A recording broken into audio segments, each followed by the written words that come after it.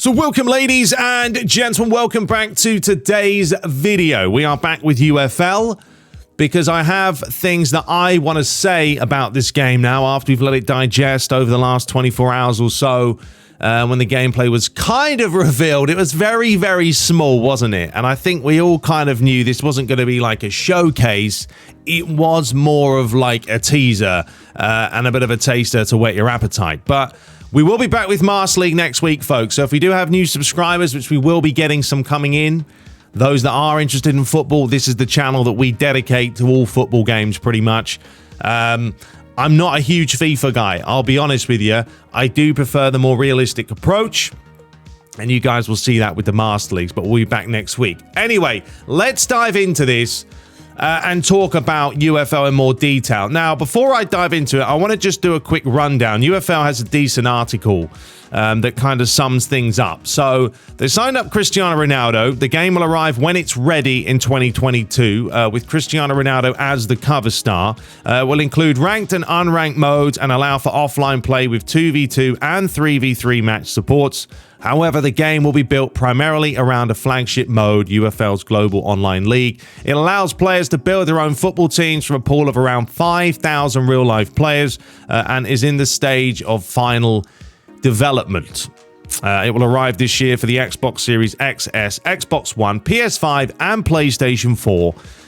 And there you go. That is that summed up in a nutshell. The things to take note there is obviously Cristiano Ronaldo, okay? They've snapped him up. It's a pretty big player to snap up, isn't it? It's Ronaldo. I mean, the guy's done everything that you can possibly do in the world of football, so that's nice to see. It was a little bit cheesy with Ronaldo going on the phone and doing all that stuff in the reveal, but, you know, you've got to put him in there somehow. And then after that, when it's ready, that's an important thing to take note of, folks, okay? Just take your time, Strikers Inc., which is the makers of the game. Don't force this game out just because you think you need to. Take your time, make sure there's a lot of content, and then put the game out when it is actually ready to roll. And then after that, more importantly, how things are going to work online or offline, but they've got ranked and unranked modes, and then you've got offline play, which is very standard, folks. There is no career mode. There is no Master League type or career mode in the game. Whether that will come later, I don't know, but for now, it's basically online. But you've got 2v2 and you've got 3v3 matches, which is nice to see. Obviously, they've taken note of Konami and FIFA and doing all that stuff. It will be built primarily around a flagship mode as we talk about UFL's Global Online League. UFL, by the way, does stand for Ultimate Football League, in case you guys are wondering. And it allows you to build your own teams. There's going to be around 5,000 real-life players in the game.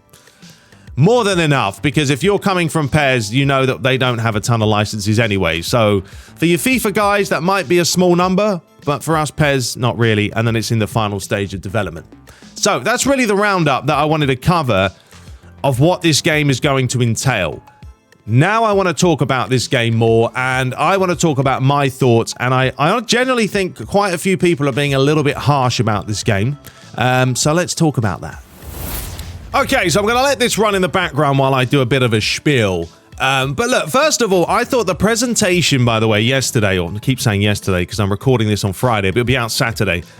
Thursday, when they did the presentation, I thought it was quite nicely done. Like, a lot of people were slagging it off, and it was like, look, they're trying to tell you what they've been up to, okay? What they've been doing behind the scenes, giving you a bit of a backstory, because this is a brand new company. This is not EA. This is not Konami. We know what they've been doing for decades, but we don't need a backstory. But when there's a brand new company that comes into the equation, you want to know what they do. You want to know what they've been up to, what kind of technology they're using.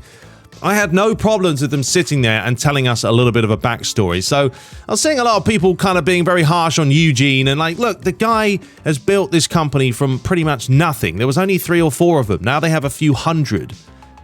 Give the guy some slack, you know, like they're trying to build something brand new. They're trying to compete with the likes of FIFA and eFootball. So, yes, we want to know what's happening. Some people don't, and I think that's the thing. There is a lot of impatient people nowadays that just want to see gameplay. And if they don't like the look of it in a brief 2-second clip, they all go mental. You know, we didn't see enough gameplay, folks, at all to really warrant criticizing the game. Like, you can talk about the graphics, of course, and you can talk about how the players look and stuff. The net physics, I know there wasn't really any. I'm just going to rerun this. I know there wasn't any net physics, but it's all a work in progress right now. But I thought the presentation was nicely done. Konami have never really done anything like that. Everything they've put out, it was a trailer, okay. I thought the guy that was narrating, narrating over the top of the video was actually quite well done. I mean, we heard what eFootballs was last year. The trailer was terrible. It sounded horrendous. UFL looks like they've got potential, okay? So that's why I kind of wanted to make this video, because you've got to remember, folks, they're a brand new company. Personally, for myself, as I keep saying, I want to know what they've been up to. I want to know what they've got planned. I want to know a little bit of a backstory, and that's what they gave us. It was a very short snippet of gameplay, like right here. It's not long enough to warrant me sitting here and slagging it off. So until we see some concrete gameplay and an actual match, and we know, like, how assisted will this be? How unassisted? Is it going to be manual? Is there going to be any handicaps? I know they've spoke about that's what they don't want in this game. They want this to be a skill-based football game.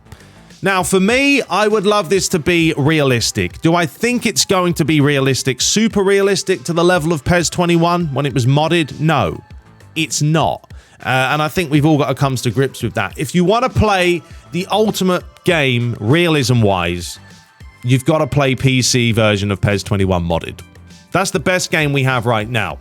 UFL is not going to be that way. I do feel like it's going to be more arcadey with a bit of sim in there. But you guys also have to remember, they're marketing this to a very, it's a broad audience, but at the end of the day, most people play FIFA. So if it doesn't have that pick up and play element to it, I don't think that many people are going to try this out.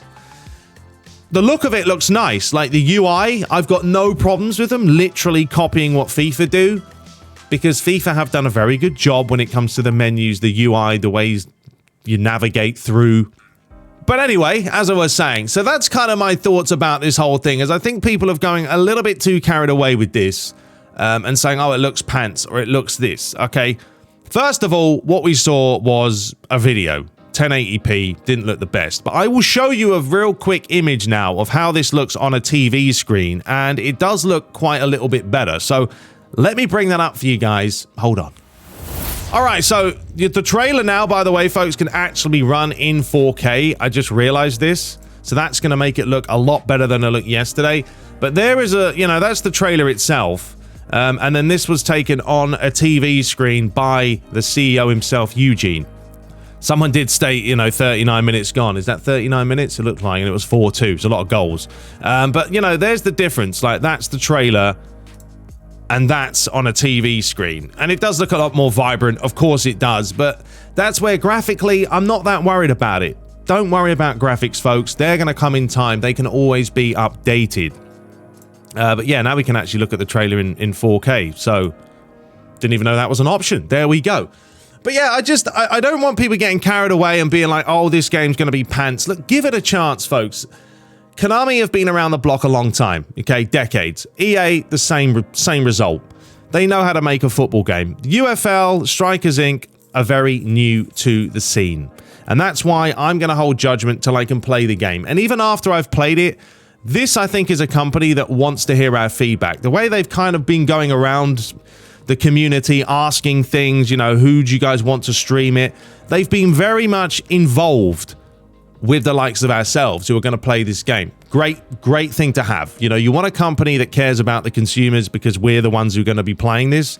So I think in the long run, they're going to be asking us, obviously, for feedback. They can tweak it. The beautiful thing about games these days, folks, is a thing called patches.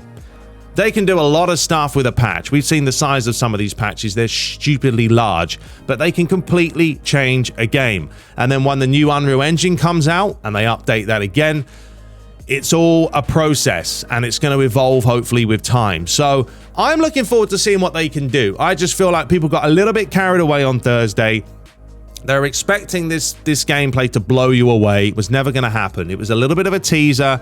They put out a few announcements. I think Spoonie mentioned actually in this trailer that AC Milan may have been snapped up as well. I can't remember the exact spot. I think it was around one of these where it was the San Siro. We'll try and find it. But AC Milan may also be a partnership from what I can gather. Let me see if I can find it and we'll see. Well, this right here is the San Siro. So, as you can see here, this looks very much like the San Siro. If that's the case, have they snapped up AC Milan, maybe, and Inter?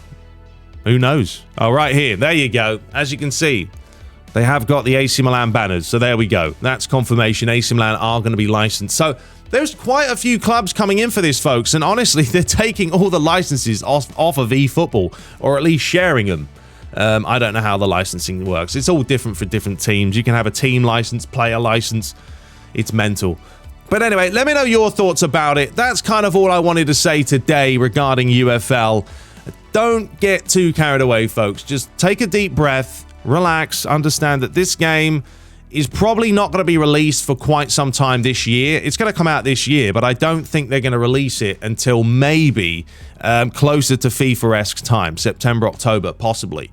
I don't want them to rush it. Take your time, polish it up, get the feedback, maybe even put out a bit of a beta. Let us test it. Why not?